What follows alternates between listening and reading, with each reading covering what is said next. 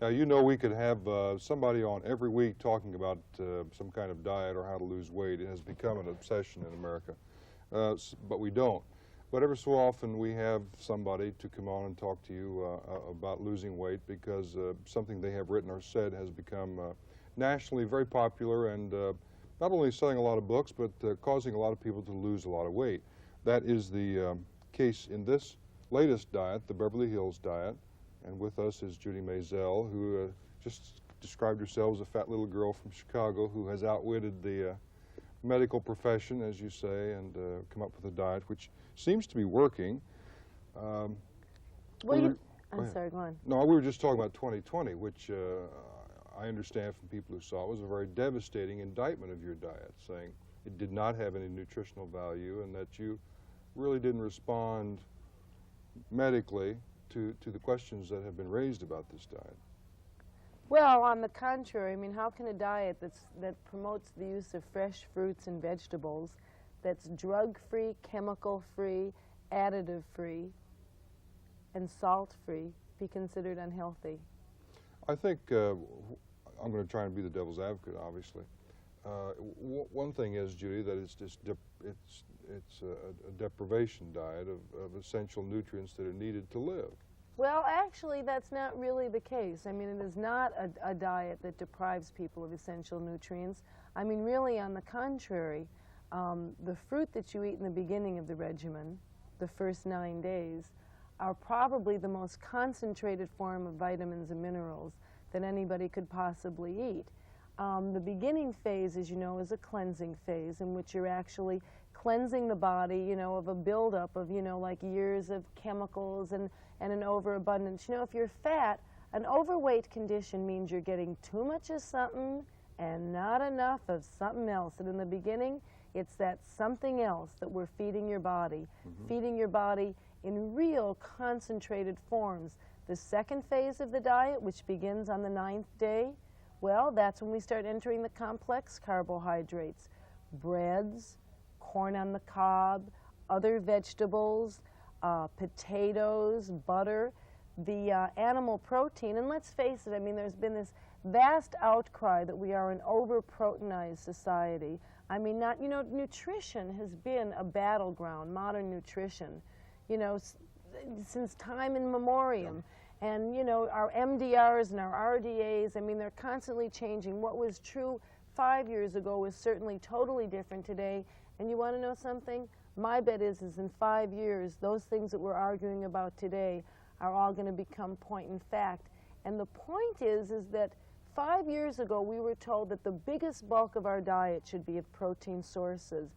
Now, recent standards say that only 20 to 25% of our intake should be from protein sources and about 60 to 65% from the carbohydrate family, and that one of the main causes of heart disease and one of the biggest problems in our society today is all the animal protein that people have been inundating their body with. So what's happening is the first 19 days you're not having any animal protein, but of course you are getting different forms of protein from all the other foods you're eating. Now, it's really hard for me to imagine that 19 days of not eating animal protein is going to be a serious problem for anyone. Well, I think one thing that bothered the people of 2020, and I can imagine how they felt, is who is this person to come up with this diet and suddenly go against, not go against, but say something that nutritionists haven't been saying, people who have studied nutrition and foods all their lives. Where do you get off telling people what to do? Well, I was fat, and now I'm thin, and I devised a methodology for myself that worked, and I began sharing it with other people. People started coming to me, you know, I mean, obviously they had seen my metamorphosis. I'd gone from 170 to a, you know, a slip of a girl. A slip of a girl of 102. I had been diagnosed as having a non-functioning thyroid and almost non-functioning pituitary and lousy adrenals.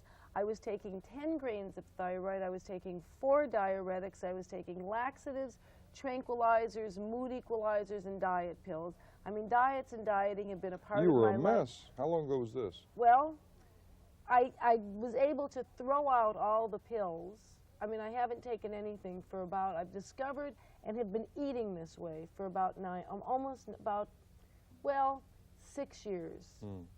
I mean, I've been thin for about 6 years. It was a gradual transformation. I mean, I didn't go from 170 Well, to 102 in one fell swoop. Let's go back, though, to something you were saying earlier, and that is that X numbers of years ago they said a lot of protein was good. Now they're saying that's not the case. I think my premise is I can see in 5 years they're saying, gee, remember when people were on the Beverly Hills Diet and they did da-da-da-da-da-da? I mean, we're always changing, and therefore, isn't the best long-term advice moderation, which is what the Bible told us, all right. you know, I everything mean, in moderation is a nice word for you to use. And true, if we could all practice moderation, it would be wonderful. But you know what? If you're an eater, you don't know from moderation. If you're like me, well, I love to eat and I live to eat. And when food is in my mouth, well, my heart sings and my soul soars. And if something is good, more is better, and I like a lot of it, and I like to feel real full, and I want to be real satisfied. And you know, sometimes my head will say no and my heart will say go, and who can think about moderation in a moment of madness? So the truth of the matter is that if we could limit our portions, and if we didn't like to overindulge, and if we didn't lead the good life where beautiful, wonderful, gorgeous food was omnipresent in our consciousness, where our entire lives didn't revolve around food, sure, that would be great. But you know what? That's not the way it is. So what I've done is, instead of creating a diet for a person that represents an isolated period of time, a period in which they're going to go on a weight loss regimen, in which they're going to be restricted in their intake in terms of portion control and time limits and calorie counting, and then say, all right, now you've lost the weight, and if you want to stay thin, you can eat anything you want except bread, potatoes, pasta, cookies, cake, ice cream, corn on the cob, lima. Well, we could go without the lima beans. I mean, I don't think there's a lot of people that would miss There's no those. big demand for lima beans. Well, you'd be surprised. Alcohol, all the things. And if you sit at the table and eat your food, you must do that, and don't stand at the refrigerator, and don't eat while you're talking on the phone. Please, how many people? Oh, and then the best part is, cut the fat off your meat, take the skin off your chicken. Oh, you can have as much fish as you want, prepared any way you want, but no butter or oil. Now tell me, how many people do you know got fat because they sat at the table and ate too many lean lamb chops? Let me say something while you're here, how I feel about this, so you can give you an equal time. I don't know if what you're saying is essentially correct, and I have a feeling that 5 years from now, you'll write a second book, updating and changing and a lot of things. But I think you have hit upon something just terribly important about eating, and that is the combinations of foods using their chemical makeups to give it some rationale. Now, I think that is a breakthrough to communicate to a large number of people, because it just is basic common sense that foods are, of course, chemically, have a chemical makeup, and there obviously is chemical reaction. I think that is the beginning of a very major understanding in this country of why we're all so out of shape and so forth. And I think, if for no other reason, this is an important beginning. I'm sure there'll be many others after this. Of course, it doesn't matter to you. You're rich already and will be rich, so you couldn't care less. I know it. You've already sold 400,000 hard copies, so that's, you know. But I do think, really, and what interests me is that it came from a lay person who was not trained in nutrition, who was not trained in any of our med schools. It came from a fat little girl from Chicago. That's truly remarkable. Now a skinny little girl from Beverly Hills. Now a skinny little girl from, well, now you know Beverly Hills is almost like saying the flakes diet to a lot of people. Well, you know what the impression of Beverly Hills is. No, that's Hollywood. Oh, I see. Okay. Well, Judy Mazel, it's been fun having you, and we'll watch, and I hope you'll never see you overweight. God forbid, but you know what? What? I don't have to be fat anymore, and I'll never be fat again, because you know what I've discovered? What? I've discovered that pot of gold at the end of the rainbow, eternal slimhood, where there's hamburgers and hip bones, cheesecake and cheekbones. All right, very good. Let's show them the book again. The Beverly Hills Diet, little pineapple there. Hawaii must be happy. Yeah.